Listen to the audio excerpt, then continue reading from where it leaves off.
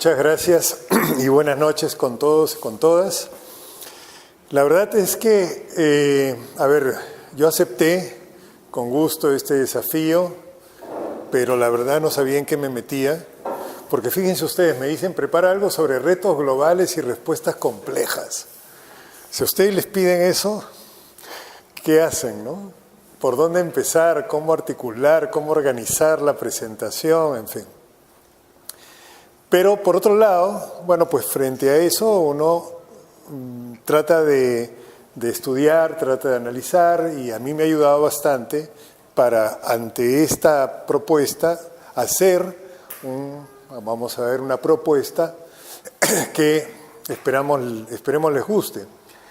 Como estaban las PAU recién promulgadas, las preferencias apostólicas, entonces la mejor manera que se me ocurrió hacerlo fue utilizar las PAU para, a partir de eso, tratar de ver cómo podríamos nosotros responder. Yo sé que ustedes ya tuvieron una presentación de las PAU con Juan Carlos. He visto además la presentación, pero Juan Carlos, como podrán ver ustedes, más bien orienta las PAU explicando cada una de ellas, cómo se origina la elaboración o la formulación de las preferencias apostólicas. Yo no voy a hacer eso, las voy a nombrar simplemente, pero después en cada una de ellas he intentado dar lo que vendría a ser una especie de fundamentación o de desarrollo un poco más explícito para poderlas entender mejor desde mi punto de vista.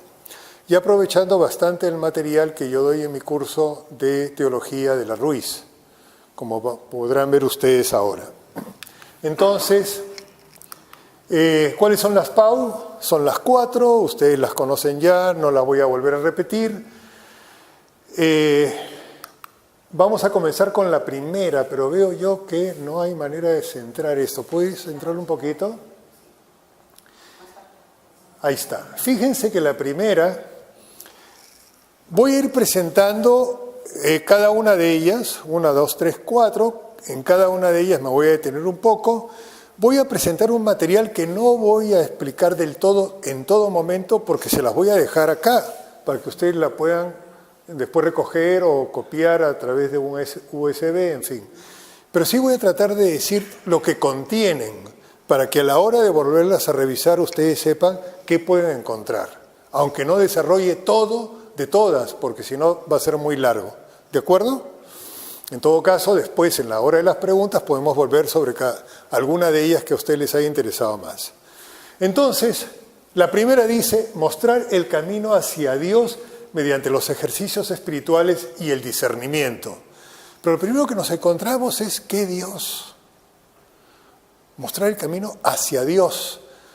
No necesariamente tenemos que dar por supuesto que todos entendemos lo mismo por la palabra Dios. Y hay un texto de Martin Buber, en Eclipse de Dios, que es un filósofo, pero que hace reflexión también teológica, Martin Buber, conocido, que dice, esto me permite a mí una clase completa sobre Dios en la Ruiz, que la palabra de Dios es la más vilipendiada de las palabras humanas. Es una palabra manchada, es una palabra dilacerada. Dilacerada significa que la han estrujado. Las generaciones humanas han descargado el peso de su vida sobre esta palabra y la han destrozado. La palabra yace en el polvo y sostiene el peso de todas ellas. Las generaciones humanas, con sus disensiones religiosas, las peleas que hay entre las diversas confesiones religiosas, han matado y se han dejado matar por esta palabra que lleva sobre sí sus huellas y su sangre. Es muy fuerte, Buber. Los hombres dibujan un monigote y escriben debajo la palabra Dios. Y les pongo aquí una canción de Atahualpa Yupanqui, que es precisamente una canción que habla sobre dónde está Dios, ¿no? Por aquí no ha pasado este buen Señor. No la vamos a escuchar porque significa que perdemos un poco de tiempo, pero cuando ustedes tengan la oportunidad, escúchenla. Es Atahualpa Yupanqui, es un cantautor argentino de los años 60, 70, y entonces un día yo pregunté, abuelo, ¿dónde está Dios? Así comienza la canción. Por aquí no ha pasado este buen Señor, responde. ¿Por qué? Porque aquí lo que hay es pobreza, hay miseria, hay sangre, hay explotación. ¿Dónde está Dios en esa realidad? Entonces lo que tenemos son monigotes frente a Dios. Los hombres decimos que creemos en Dios, pero que en realidad creemos en un monigote. Y estos son los monigotes de Dios que, vuelvo a decir, yo les pongo a los chicos. Es decir, representaciones que son finalmente fetiches, ídolos.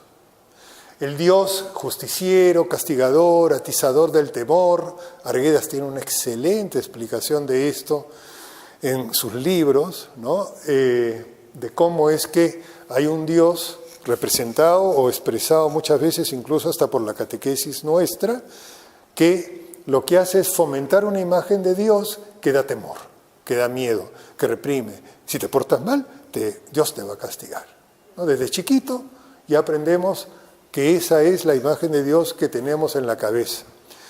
Pero junto a ese está el otro Dios, abuelete, que todo lo soporta, todo lo tolera, es un Dios complaciente, es un Dios que no exige, es un Dios... Es otra imagen. O el Dios intimista, que me calma de mis inquietudes. Yo acudo a Dios solo cuando estoy inquieto, cuando estoy tenso, y entonces es un Dios calmante, ¿no? Lo puedo cambiar por un sedante, es un Dios que tiene marca y que puedo ir a la farmacia, me lo tomo y ya está. La farmacia es la capilla, es el templo, es la parroquia, pero el uso que hago de Dios es que me calme de todas mis angustias, porque estoy pues muy... Los maestros de la sospecha, Feuerbach ha sido fuertemente crítico de ese tipo de Dios.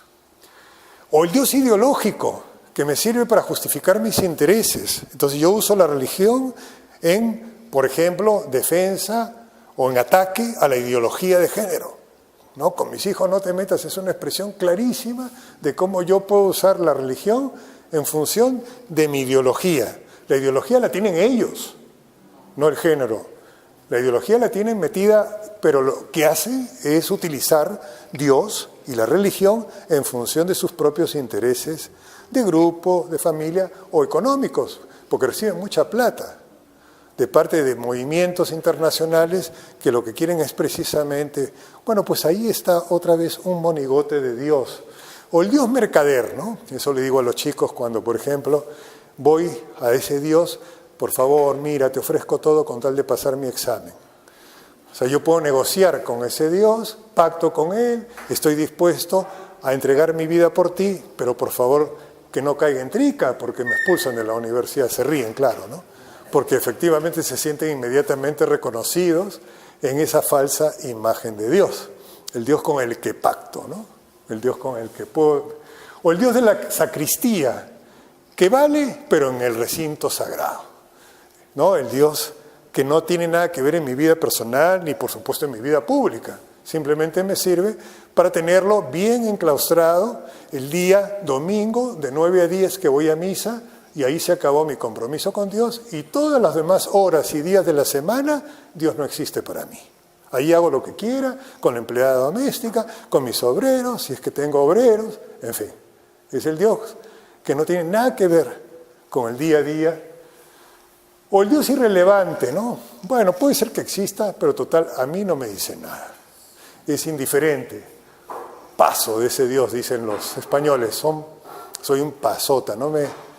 Si existe, yo no me voy a pelear por eso. Simplemente me da igual. Total, conmigo ese Señor no se ha encontrado. Entonces, que exista o que no exista no me importa, ¿no? O el Dios de supermercado, es decir, hago mi combo religioso, donde es un Dios a mi manera. Yo lo que hago es, no sé, algo de budismo, algo de religión oriental, por supuesto algo de religiosidad popular, porque al Señor de los Milagros tengo que ir, como no voy a ir, por si acaso funciona, no voy a decir que no, y mezclo todas las cosas y hago la religión a mi manera que me funciona a mí, con mi altarcito incluso en mi cuarto, para que ya todo esté completo. Entonces, imágenes de Dios que son finalmente dioses domesticados por mí para que me sirvan a mis propios intereses, a mis propios. Son monigotes, que dice Buber. Monigotes en base a los cuales yo puedo hacer lo que quiero. Y en el peor de los casos, ya desde un fundamentalismo extremo, mato. ¿Por qué? Porque los otros son todos enemigos de mi religión, de mi posición, y tienen que ir o tienen que ser sacrificados. Y estamos viendo cómo constantemente y continuamente en muchos países, lamentablemente, se atacan a las religiones, a las profesiones o las confesiones religiosas que no son las mayoritarias, ¿no? Las minorías religiosas están perseguidas por todas las religiones, en muchas partes, desde una perspectiva fundamentalista extrema. ¿Se dan cuenta? Entonces, monigotes de Dios. Por lo tanto, esa primera prioridad, lo primero que tendría que hacerse es preguntarse por el Dios en el que creemos y por el Dios en el que no creemos. El otro día invité a uno a clase para que hablase sobre ciencia y fe. Y me dice, pero Ernesto, quiero advertirte, yo soy agnóstico. El agnóstico es el que dice no sabe, no contesta, si Dios existe o no existe. Y yo le dije, no me preocupa porque yo soy ateo.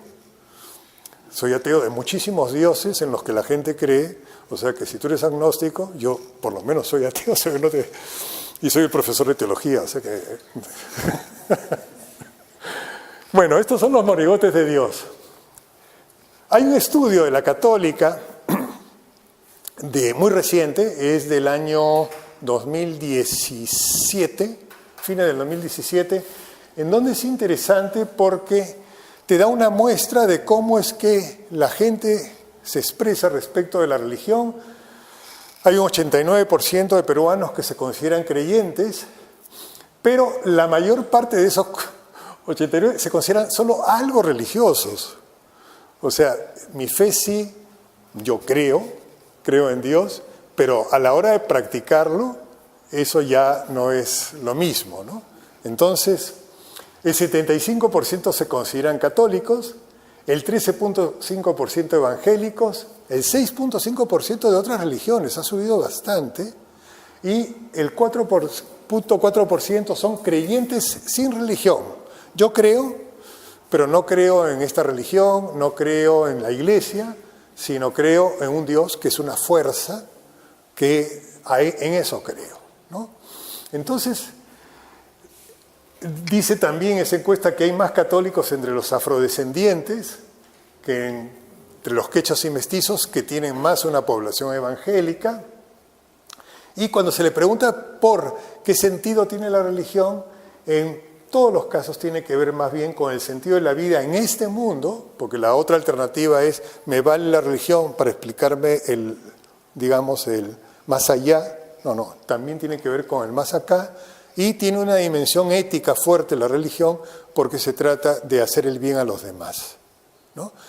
Esa es la investigación que nos dice que hay pues una variedad grande respecto de cuando a uno le preguntan cuál es tu religión en el Perú, respecto de las confesiones religiosas. Ya no es soy católico o no, como podría haber sido hace 40 años, sino hoy día soy católico, pero un 75%, y hay un 25% que se manifiestan de otro tipo de confesiones, un porcentaje menor que dice que no cree en nada, que es ateo, pero muy pequeño, y más bien una amplitud muy grande, incluso de manifestación dentro de la religión católica. Porque no hay que pensar que porque digo que soy católico es todo lo mismo. Puedo ser católico y practicar. Puedo ser católico y no practicar. Puedo ser católico y solamente voy a algunos ritos, por ejemplo, el matrimonio de mi hija, o participo en la primera comunión. Me caso y la primera vez que vuelvo a ir a la iglesia es cuando mi hija hace la primera comunión, o cuando mi hijo hace la primera comunión. ¿Por qué? Porque soy religioso de eventos importantes, pero no del día a día. Entonces, la amplitud del gamma, digamos, de lo que significa hoy ser religioso es muy grande. Y no nos podemos dejar engañar a la hora de ver lo que la gente dice. No basta con decir yo soy católico. ¿Qué tipo de catolicismo practica la gente? ¿Cuál es la situación actual? A ver, ponlo un poquito para allá. Hay una pluralidad muy grande en la confesión religiosa. Una pluralidad muy grande. Hay el ateísmo teórico, y entonces Hawking, que acaba de morir, es un claro ejemplo de eso, que dice no existe Dios, eso es lo que dice él, no existe Dios. Y la ciencia me demuestra que no existe Dios. Y no es el único que lo dice, hay varios científicos que dicen lo mismo. La mayor parte de los científicos hoy día dicen, la ciencia no me puede decir si Dios existe o no. Yo no puedo llegar con los datos científicos para afirmar eso. ¿Por qué? Porque la ciencia va por un camino y la fe va por otro camino. Ahora, eso no significa que la fe sea fideísta y que la ciencia sea racionalista. Es decir, la fe tiene que dar razón de su fe. Por lo tanto, tiene que haber una razonabilidad de la fe.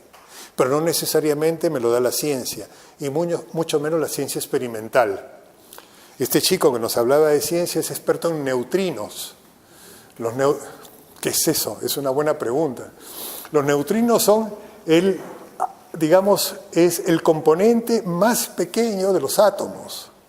Antes incluso que el protón, que el electrón, están los neutrinos, que son energía viva. Es un descubrimiento reciente, él es experto en neutrinos, pero claro, pasar de los neutrinos a la existencia de Dios hay mucho salto, ¿no? Pero está el agnosticismo. Por ejemplo, de Vargas Llosa. Vargas Llosa dice, yo soy agnóstico. O este chico dice, yo soy agnóstico. O sea, no puedo afirmar si Dios existe o no existe, pero tampoco puedo negarlo. Hay, en general, hoy día una duda, la duda contemporánea, le llama Buber, que es la indiferencia, el escepticismo, la irrelevancia de la religión. Eso es probablemente lo más extendido. O sea, ya no me peleo, como antes había una disputa, digamos, entre creyentes y no creyentes, había una polémica, pero hoy ya no es relevante esa polémica. Hay otro tipo de cosas que nos interesan antes que eso. O la fe sin práctica. Es decir, yo me puedo declarar creyente, pero no practico como tal. Y el mismo Papa, en la primera que tiene, ¿cómo se llama? La Evangelii Gaudium, habla de círculos concéntricos respecto de la religión.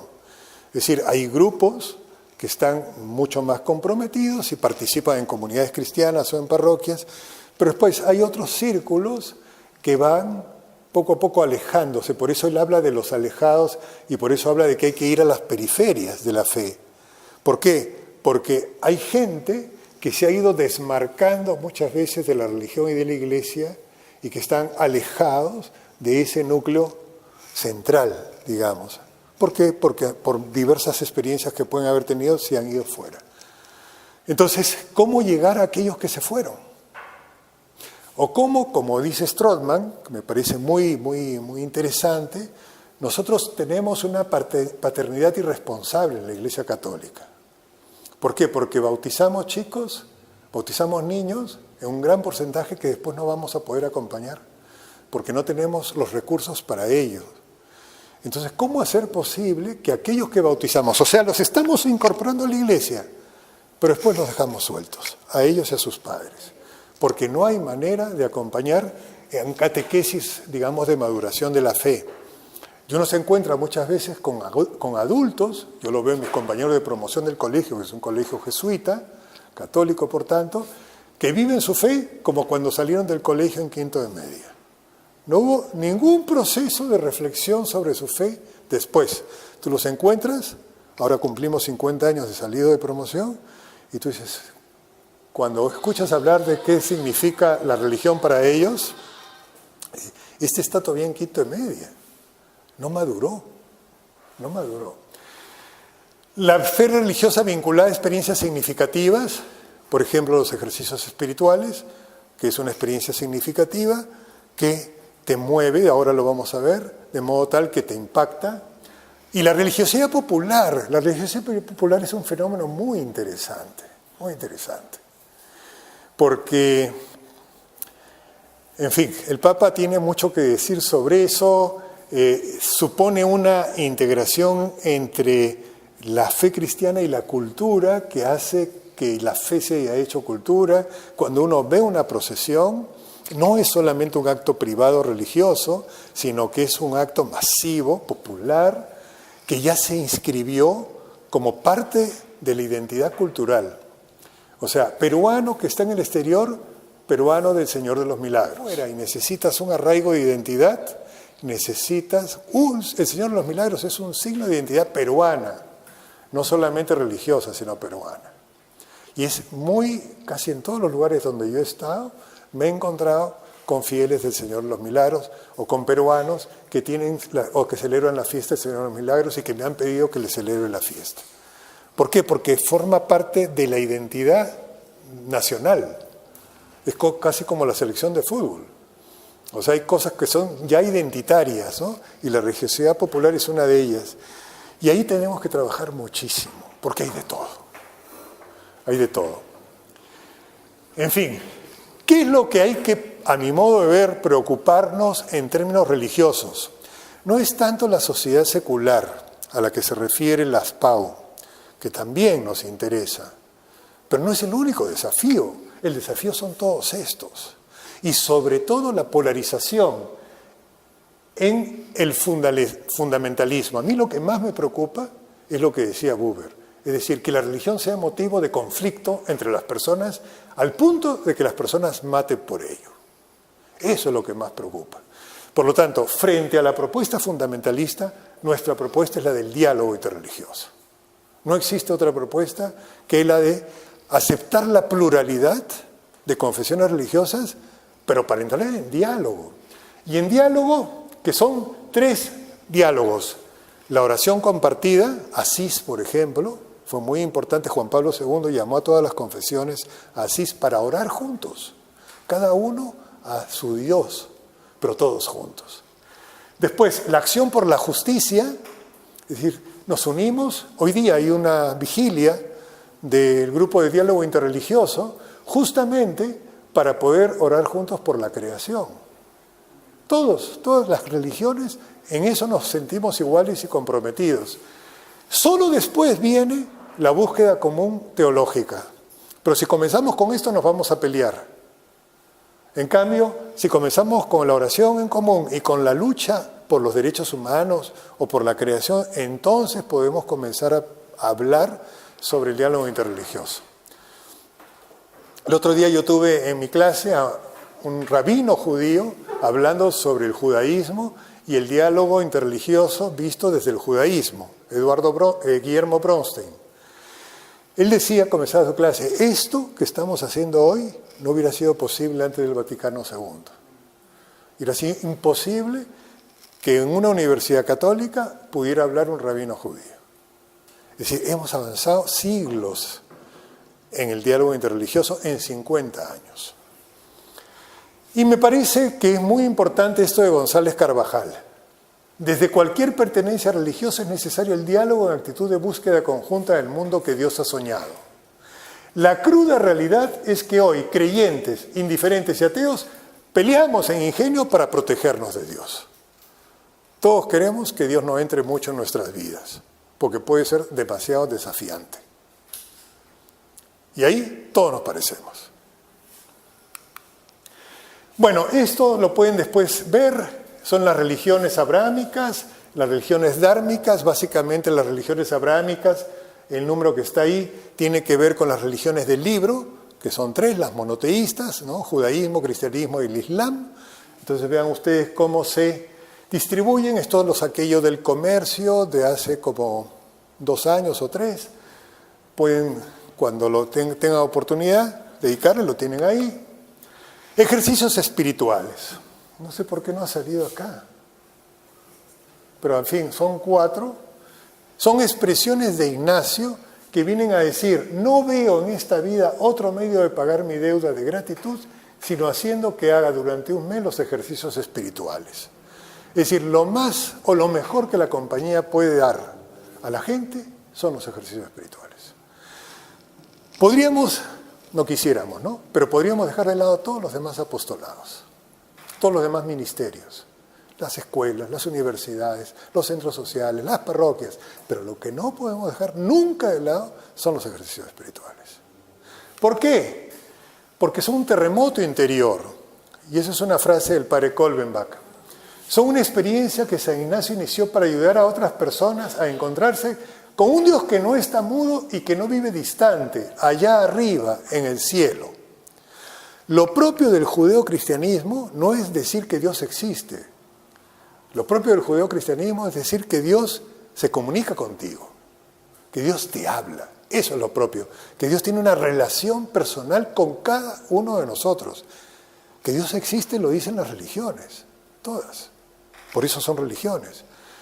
Pero lo que dice el judeocristianismo es, yo te saco de esta tierra, le dice Abraham, y te voy a llevar a una tierra de promisión. Yo te saco, yo entro en relación contigo, yo quiero hacer alianza con tu pueblo.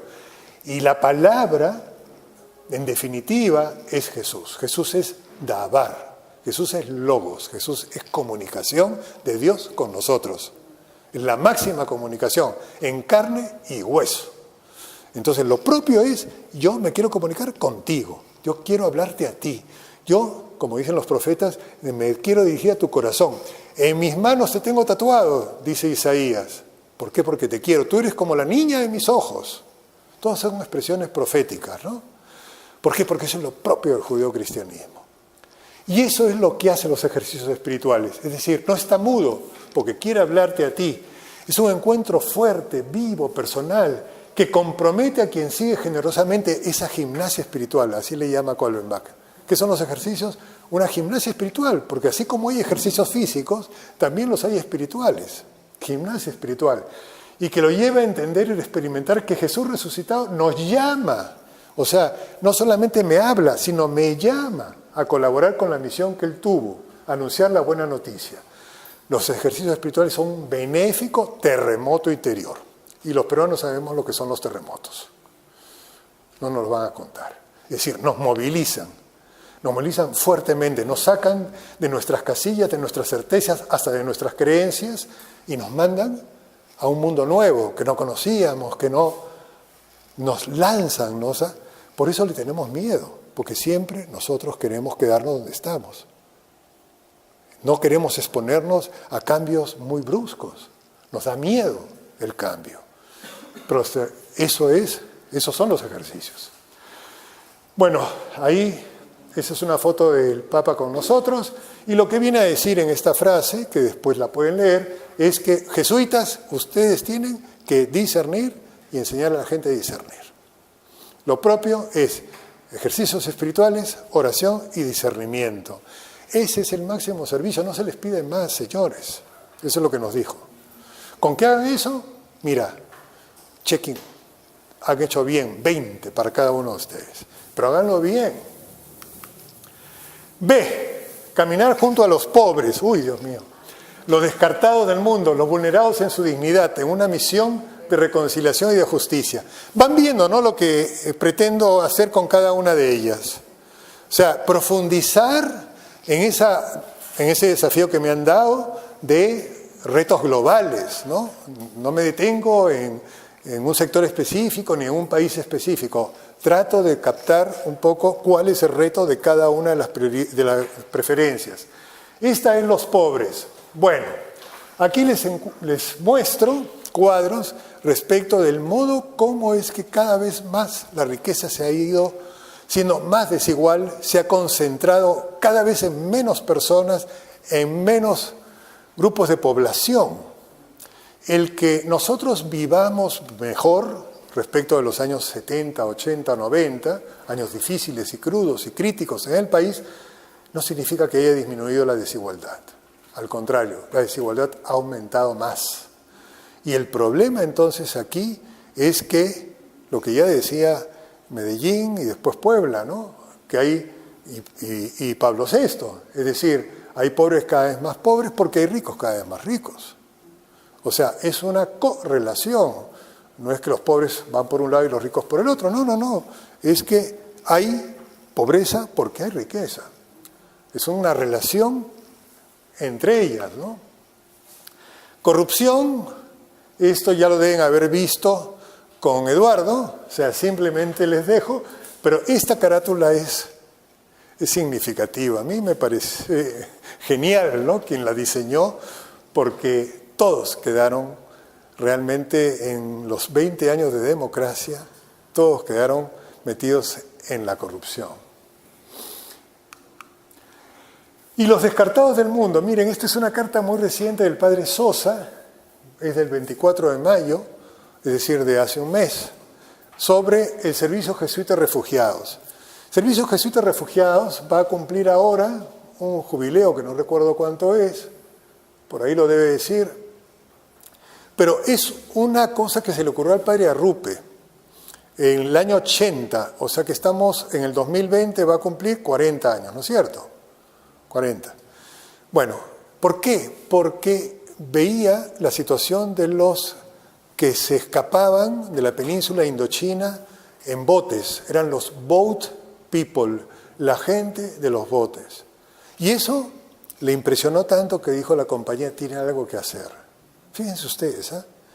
Y entonces comenzó a idear, Arrupe tenía 40 ideas por minuto, y todas buenas, eso lo dicen sus asesores. Por ejemplo, el padre Ibern, con quien yo he trabajado, fue asesor del padre Arrupe. Y decía, no se pueden imaginar ustedes, Arrupe nos venía cada día, después de su oración, con una idea diferente.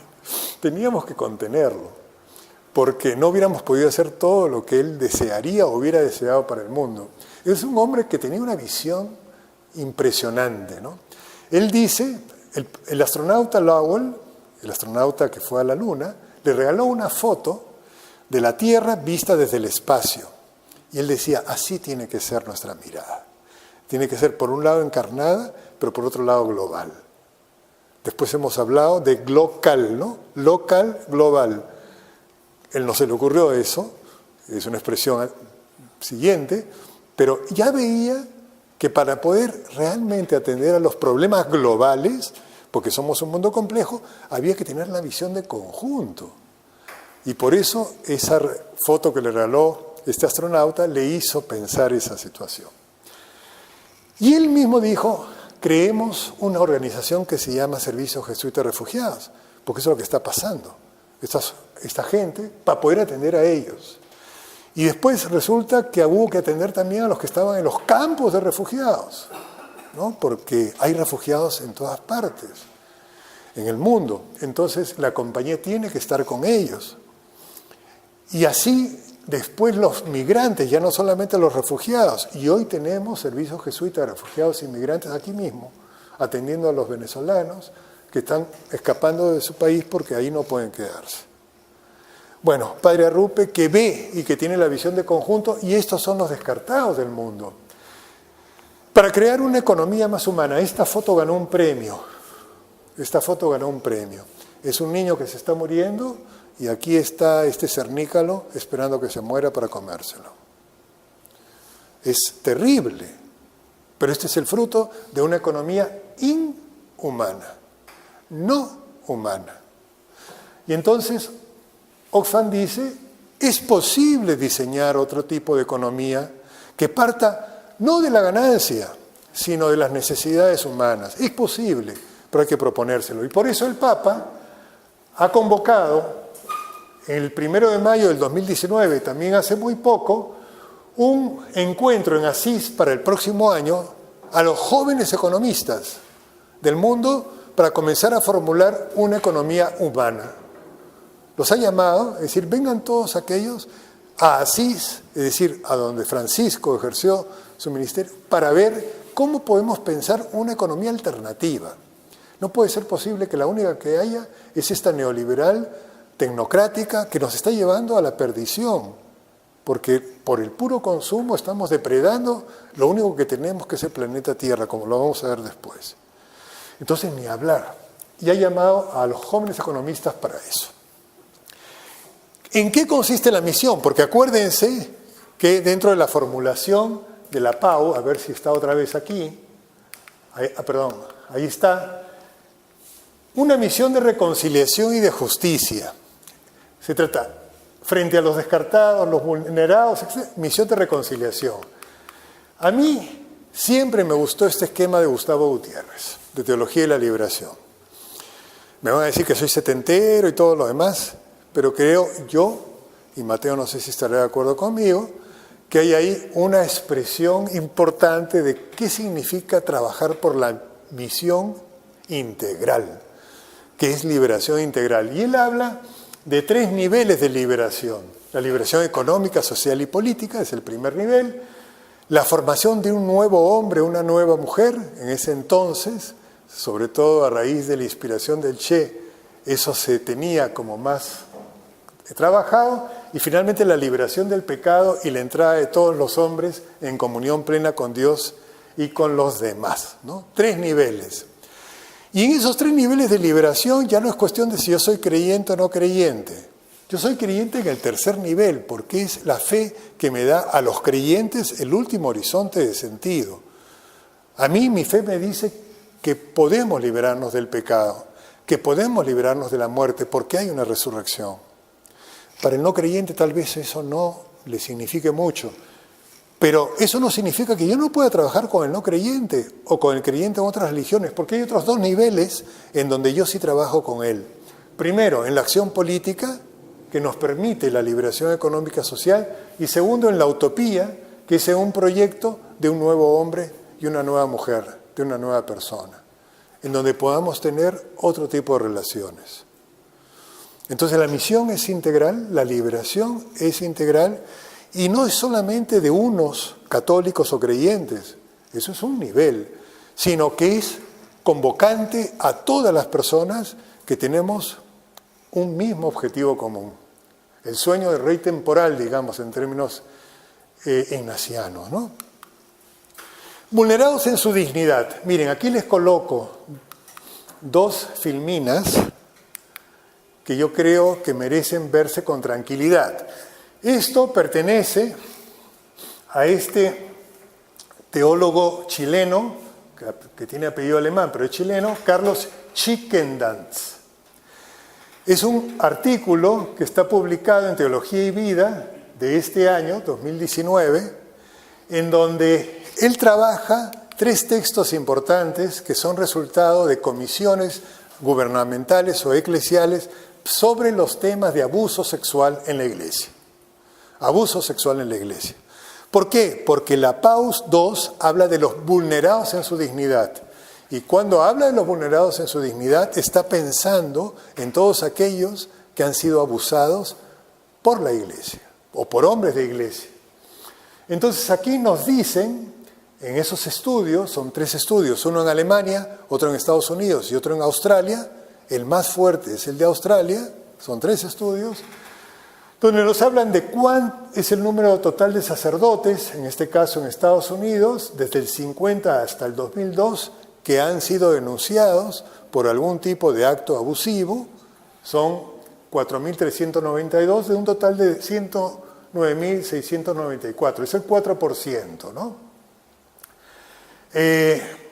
Esos abusos se concentran básicamente en los años 60 y 70, o sea, los que cometieron abusos se concentran en ese periodo de tiempo.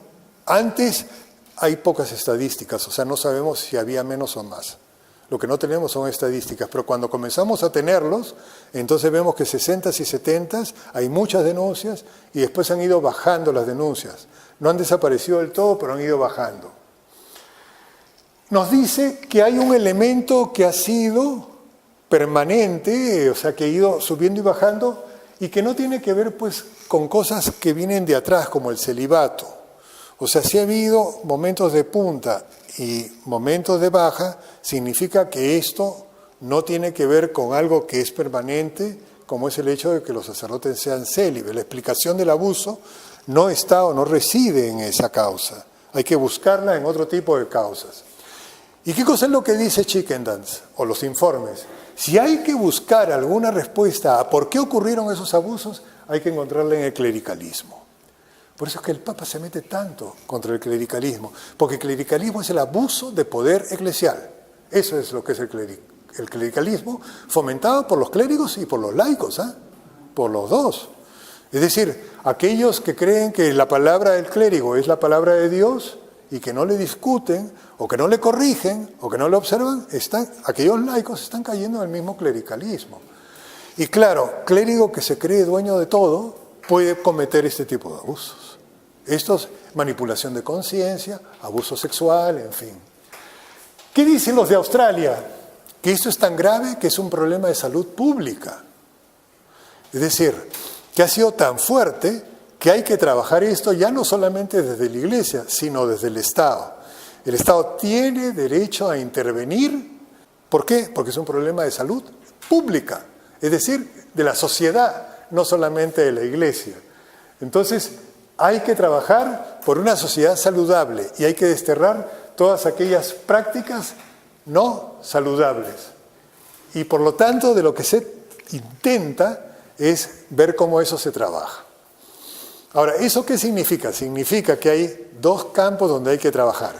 Por un lado, el campo cívico, social, a través de normas, protocolos, sanciones, sacerdote denunciado y que se le ha descubierto a la cárcel, o sea, ¿qué es esto de que hay una especie de fuero especial para los curas, como si fueran, todo aquel que delinque, bueno, es un ciudadano que tiene, por delincuente, merece el mismo castigo que un laico. Pero además, punto 2, hay que revisar entonces las razones teológicas que están detrás. El clericalismo significa un tipo de iglesia que no tiene nada que ver con la iglesia sinodal del Papa Francisco.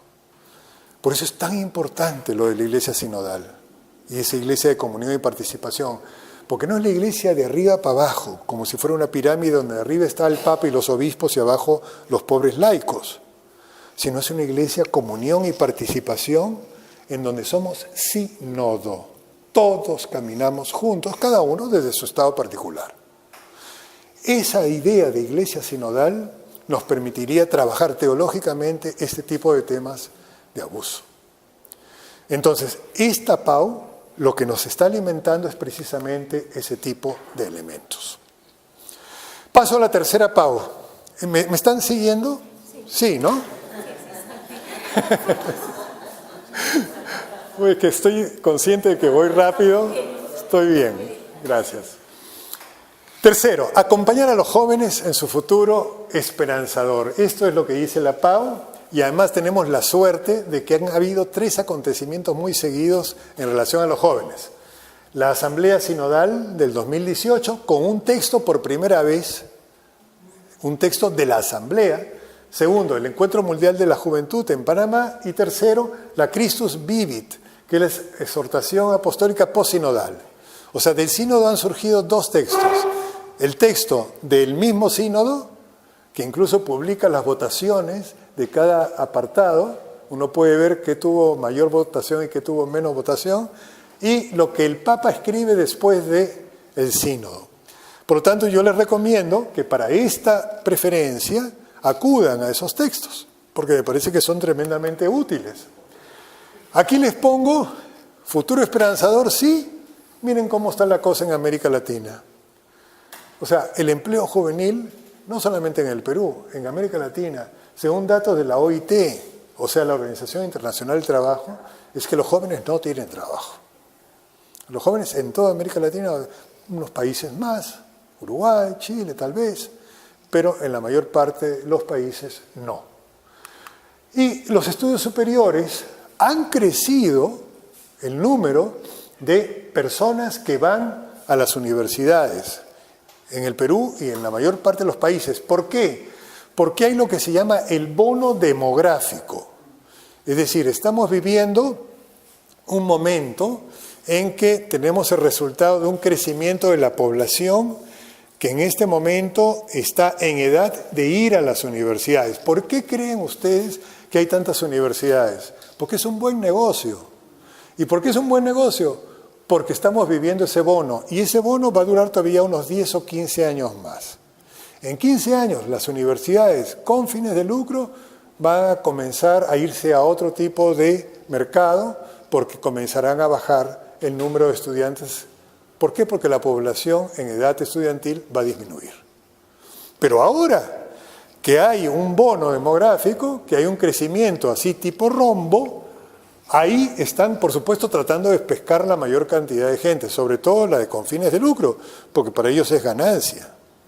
Y también el Perú está viviendo eso, está viviendo este momento. Entonces tú tienes corporaciones, por ejemplo la Laureate, que es la dueña de la UPC y de la UPN, la UPC para sectores altos y la UPN para sectores medios y bajos, que están creciendo muchísimo.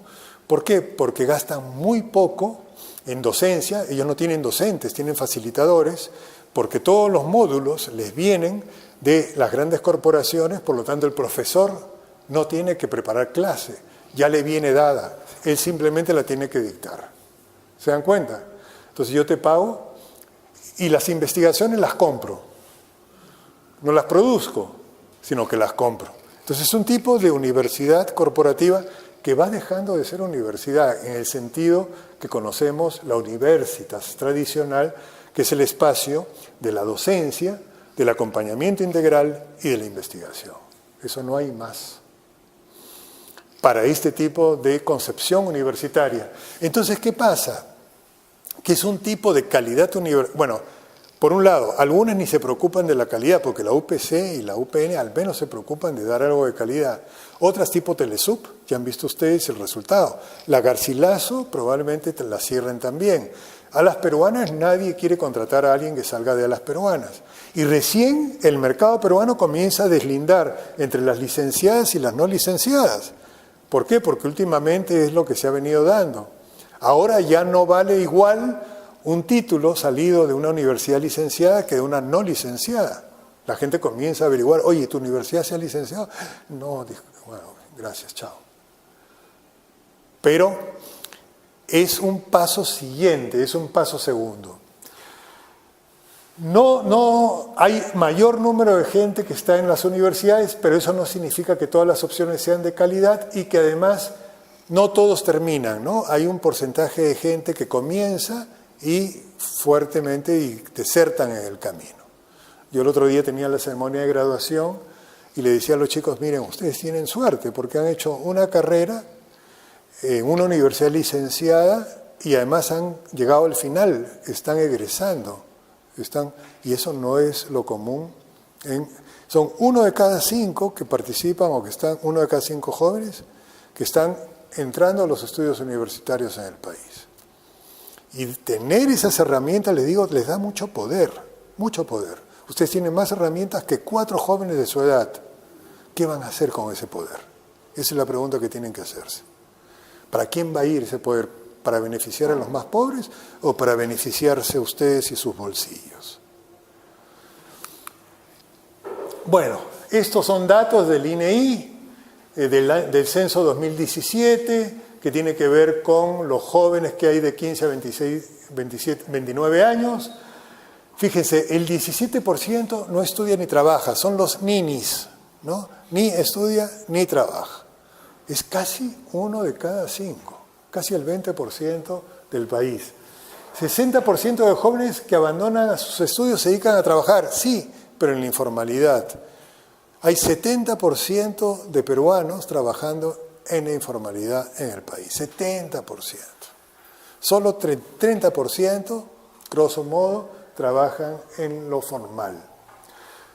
Esos son los factores que producen deserción educativa, dificultades económicas, falta de tiempo disponible para el estudio, resulta que tengo que encargarme de la familia, tuve un hijo, embarazos precoces, yo lo veo en mi universidad, lamentablemente, hay niñas, porque tienen 16, 17, 18 años, de beca 18, que vienen de la sierra y que terminan embarazadas.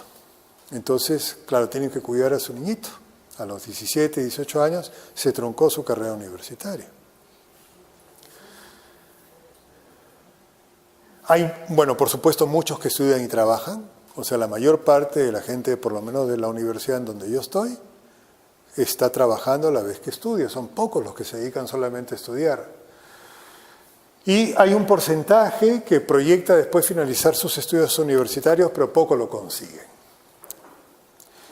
Dentro de las universidades están las universidades católicas. Entonces, me olvidé de traerles el libro, pero hay un estudio de la FIUC, de la Federación Internacional de Universidades Católicas, sobre una muestra de 16.500 estudiantes de todas las universidades católicas del mundo. Lo que más interesa es que los chicos no entran a la universidad católica por ser católica. Lo que menos les interesa a los muchachos es el carácter católico de la universidad. Les interesa porque van a conseguir un buen trabajo, porque van a ganar dinero, por interés por trabajar para una sociedad más justa, el 8%. Implicarse en política, 1,5% de las universidades católicas, ¿no? Yo estoy ahora en AUSJAL, que es la Asociación de Universidades Jesuitas, y me interesaba preguntar por qué impacto tienen nuestros estudiantes en las sociedades en las que trabajamos, para ver si vale la pena tener universidades. Yo veo, por ejemplo, un país como Guatemala. En Guatemala está la Universidad Landívar. La Universidad Landívar tiene 30.000 estudiantes en 9 sedes. Y yo le decía, pero esto es un país que se cae a pedazos. ¿Dónde están sus egresados? En Estados Unidos. Bueno, tener una universidad para que mis egresados no trabajen en mi propio país para hacerlo más justo y que se vayan a Estados Unidos o a Europa, yo para eso no trabajo. O sea, yo lo que quiero es tener egresados que trabajen en mi propio país. En México hice la misma pregunta y entonces me dice David, que es el rector del Ibero de México, me dice, mira, nosotros sí hicimos ese estudio de impacto y ¿de qué descubrimos? Porque queríamos ver sobre si nuestros estudiantes estaban trabajando en lugares de influencia social de modo tal que vayan cambiando la sociedad. Solo 1 de cada 5 lo hace. O sea, el 20% de los egresados. El 80% está interesado en otra cosa. Entonces, el 20%. Le digo, pero el 20%, bueno, es algo. Sí, me dice, pero ese 20%, los valores de cambio y de transformación no lo adquirieron en nuestra universidad. Lo adquirieron o en el colegio o en la familia. Nosotros a lo más reforzamos.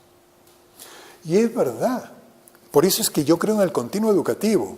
Yo lo que digo es, tenemos que trabajar junto con fe y alegría. Es decir, para formar valores, tú no puedes dejar al chico a los 16 años.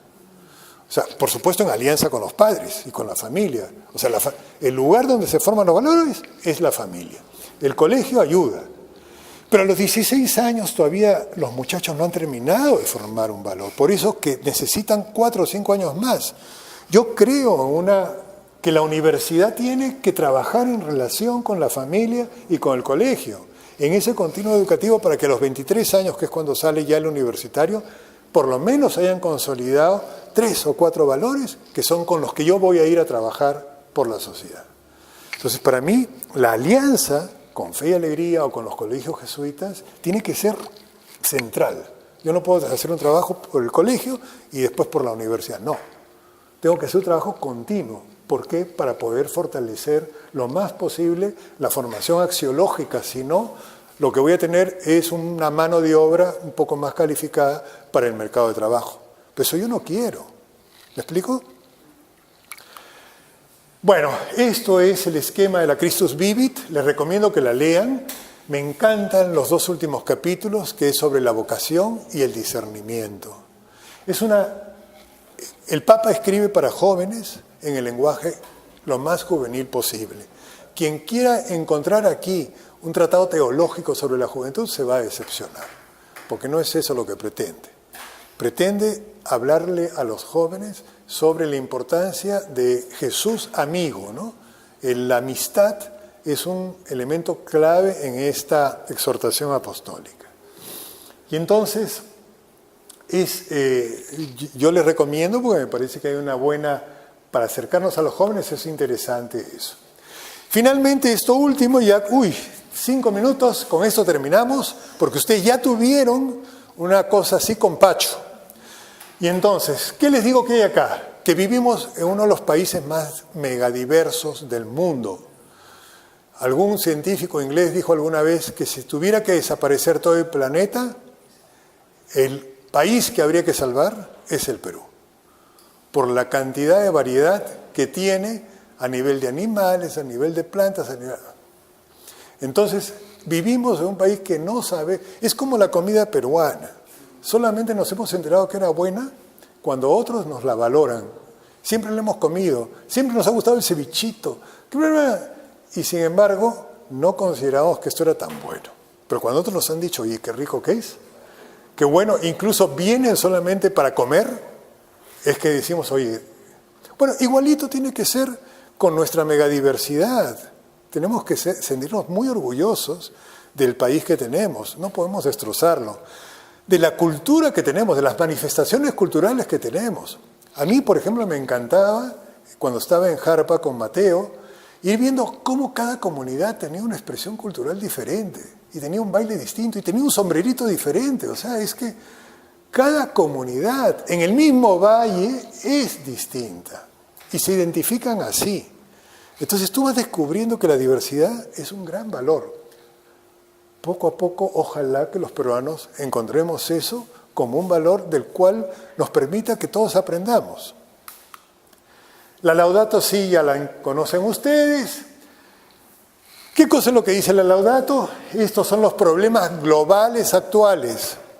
Miren, acaba de salir un estudio de un montón de páginas diciendo que en este momento estamos probablemente ya en el punto de inflexión de la situación de no retorno respecto del tema de la tierra. Y que lo que nos queda es, lamentablemente, el otro día leí un artículo en La República, no es el apocalipsis en el que vemos en las películas, ¿no? Es decir, que de repente va a llegar un día en que todo se viene abajo, sino que vamos a ser como la rana que está en la sartén. Es decir, vamos a irnos quemando poco a poco. Eso va a ser, y no nos vamos a dar cuenta hasta que estemos muertos. Bueno, esto es la tendencia, el ver qué es lo que hay, diferencias de ingresos entre pobres y ricos, presión continuada sobre recursos naturales. Creemos que son infinitos los recursos naturales. Son finitos, son limitados. Y somos cada vez más población en el mundo. Y todos queremos tener acceso por igual a esos recursos. Y entonces las peleas son fuertes. La pelea por el agua, este siglo va a ser muy fuerte. Hay ciudades, como en Sudáfrica, Ciudad del Cabo o Johannesburgo, que tienen hoy problemas de abastecimiento de agua. Lima tiene problemas de abastecimiento de agua, y no solamente en verano, sino también algunos sectores de la ciudad la tienen todos los días y muchos otros no. Lo que pasa es que no se visibiliza. No salen en los periódicos, no son titulares, pero mucha gente no tiene agua todos los días en Lima. Juzgar desde dónde son los criterios y actuar. Remedios y sugerencias, ¿no? Algunas muy concretas y muy específicas. Entonces se las dejo ahí para que las puedo leer. Otra vez el discernimiento es clave. Lo que pasa es que es un discernimiento aplicado, ¿no? Aplicado es, ¿realmente necesito todo lo que quiero o lo que creo necesitar? Tenemos que ir a un mundo donde tenemos que aplicar austeridad, sobriedad de vida, no pobreza, sobriedad de vida, en donde yo uso aquello que realmente necesito. Entonces, nosotros vamos a practicar el consumismo, sí, pero con su mismo pantalón, con su mismo traje, con su mismo zapato.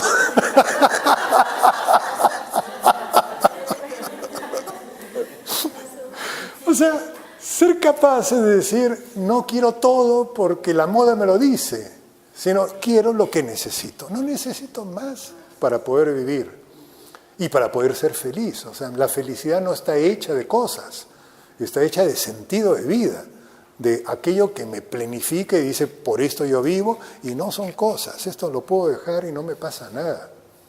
¿Se dan cuenta? Entonces, una humanidad que poco a poco comienza a discernir realmente si necesito todo lo que tengo, y lo que no tengo lo doy, o no lo compro.